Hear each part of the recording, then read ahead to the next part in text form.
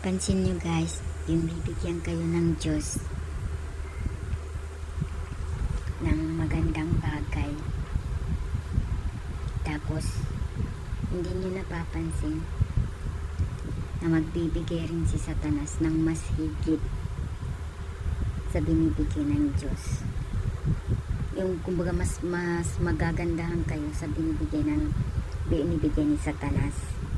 Pero hindi nyo alam, yung bagay na yun, kunwari sa kotse, binigyan ka ng Diyos ng kotse na yung tamang-tama, na alam niyang makakaya mo yung maintenance, makakaya mo yung in case na may masira is hindi mabubutas ang bulsa mo sa pagpaayos.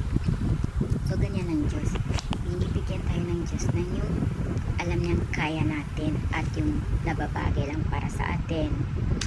Tapos maghahanap pa tayo ng mas higit doon sa binigay ng Diyos. Kaya ang ginagawa ni Satanas, magbibigay rin siya ng mas higit yung sa kagaya ng hinahanap natin, kagaya ng gusto natin, na hindi naman yun ang gusto ng Diyos sa atin. Yun, nagbigay si Satanas ng magagarang sasakyan, sinakyan mo yung gusto ni Satanas kasi binigyan na sa'yo yung gusto mo rin, pero hindi gusto ng Diyos.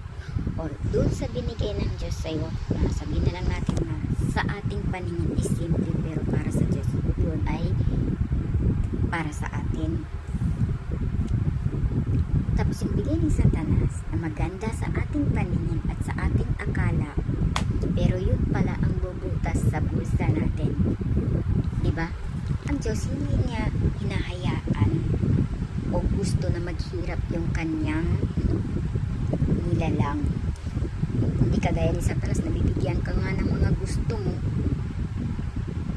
nasisiyahan ka nga, pero yun pala ang magbabagsak sa'yo. Kaya kahit kailan, walang magandang hangarin si Satanas sa nilalang ng Diyos, kundi lahat ng hangarin niya at gusto niya mangyari is sirain ang buhay natin. Kaya kayo guys, mag-isip kayo, hindi basta-basta yung nandyan na ngayong binigyan ng Diyos, hindi ka pa makontento, maghanap ka pa ng mas higit na hindi mo alam. Yung higit na yun na hinahanap mo, yun ang sisira sa buhay mo at yun ang magbabagsak sa'yo. Kaya makontento kung ano yung nandyan at pasalamatan ang Diyos. So yun lang guys.